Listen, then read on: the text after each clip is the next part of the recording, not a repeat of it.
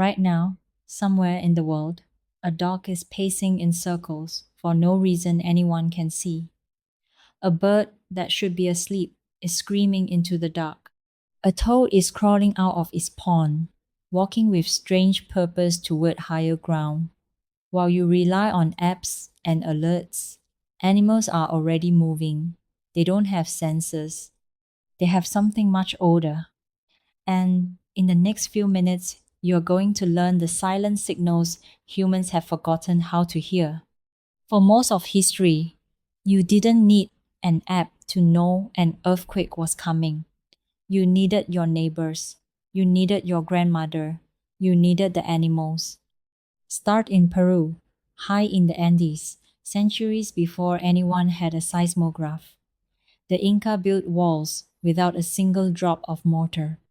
Stones the size of cars were cut so precisely that they interlock like puzzle pieces with edges that curve and bend around each other. Engineers today call this polygonal masonry.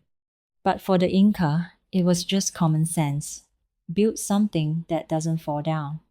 And it doesn't.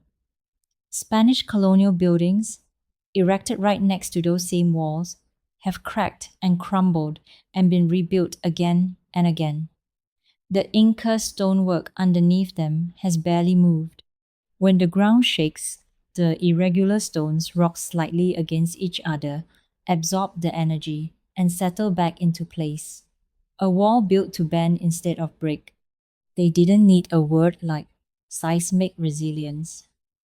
They had centuries of watching mountains fall on people who built differently. But it wasn't only the stones the ancients watched. They knew that if the earth was about to move, the living world would react first. In Japan, that meant watching the water. For hundreds of years, Japanese folklore told of a giant catfish, Namazu, sleeping beneath the islands. A god named Kashima held the catfish still with a massive stone. Whenever Kashima's attention wandered, even for a moment, the catfish trashed, and the earth shook. It sounds like a myth invented to explain the unexplainable. Here's the strange part. Real catfish actually do behave unusually before some earthquakes.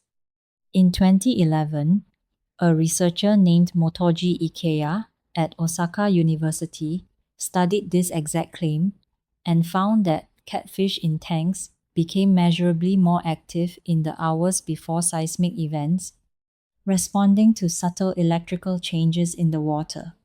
The myth wasn't just a story, it was an observation, wrapped in a god and a giant fish, so it could survive being passed down for 1,000 years. So, how does an animal feel an earthquake before it happens? This is where it gets genuinely strange. Rock isn't as lifeless as it looks.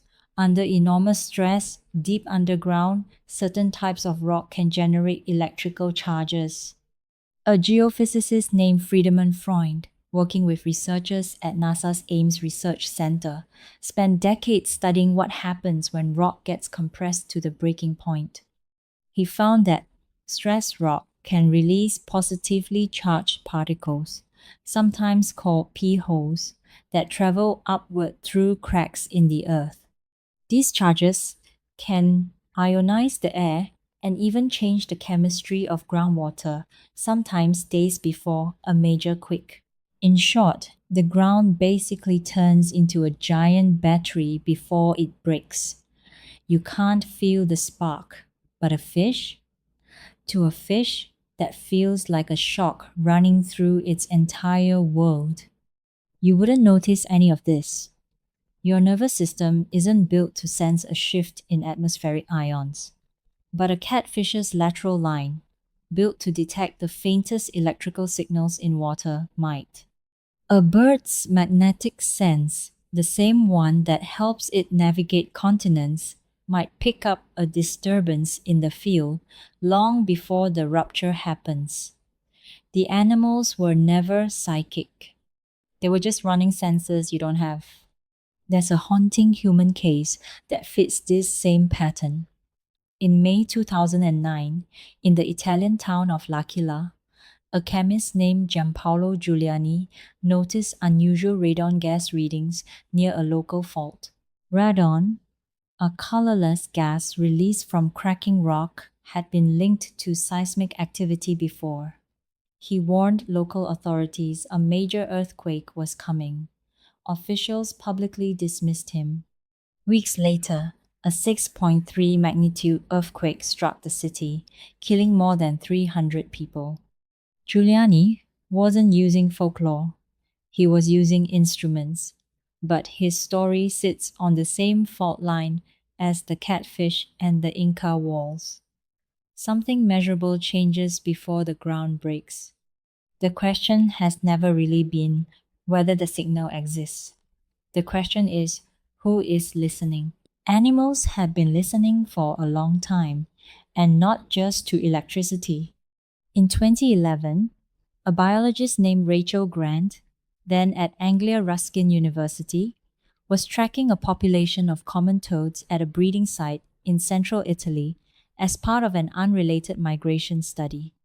Days before a 6.3 magnitude earthquake struck nearby in 2009, the toads abruptly abandoned the breeding pond, well ahead of any tremor a human could feel. They didn't return until the aftershocks had stopped. Grant's data became one of the more carefully documented cases of pre-seismic animal behavior, precisely because it wasn't collected to prove anything about earthquakes at all. It was an accident, except it kept happening in other studies, in other places, with other species. Here's where it gets uncomfortable. None of this means earthquakes are reliably predictable. Most scientists are still cautious about using animal behavior as a forecasting tool because the data is inconsistent. Sometimes the animals react, sometimes they don't. Sometimes they're just reacting to a thunderstorm instead. Modern seismology, with all its satellites and sensors, still can't tell you the exact day an earthquake will strike. Only that, somewhere along a fault, the pressure is building. So why does any of this matter to you? Sitting nowhere near a fault line, watching a video about catfish and stone walls? Because the real story here isn't about earthquakes. It's about attention. Ancient cultures survived not because they had better technology than the ground beneath them, but because they paid closer attention to it than you do now. They watched their animals, they studied which buildings stood and which fell. They passed warnings down as myth, because myth was the only memory device durable enough to outlast a generation. A spreadsheet would have been forgotten. A god holding down a catfish was not. You live now in a world full of sensors and short on attention. You have seismographs more sensitive than any toad, satellites that can measure a millimeter of ground shift from space, and most people still can't tell the difference between a tremor and a truck driving past. The Inca didn't have GPS, and they built walls that have outlasted empires. What they had instead was memory, passed forward with enough urgency that no one dared ignore it. This pattern doesn't only apply to earthquakes.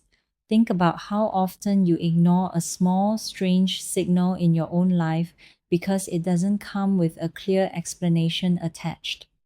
A feeling that something is off in a relationship, long before anything visibly breaks. A subtle ache your body keeps repeating, long before a diagnosis explains it. Quiet changes in someone you love, long before a crisis makes them undeniable. You are, in this way, far more like that toad than you'd like to admit. The signal usually exists. The question is whether you're paying enough attention to notice it, or whether you need the ground to actually crack open before you believe it was ever moving at all. So the next time the earth trembles somewhere on the news and you see footage of buildings reduced to dust, beside centuries old stone walls still standing exactly where they were built, remember the difference was never luck. It was listening somewhere. Right now, an animal is already moving toward higher ground. You don't need to be psychic to know what's coming. You just need to stop assuming silence means nothing is happening.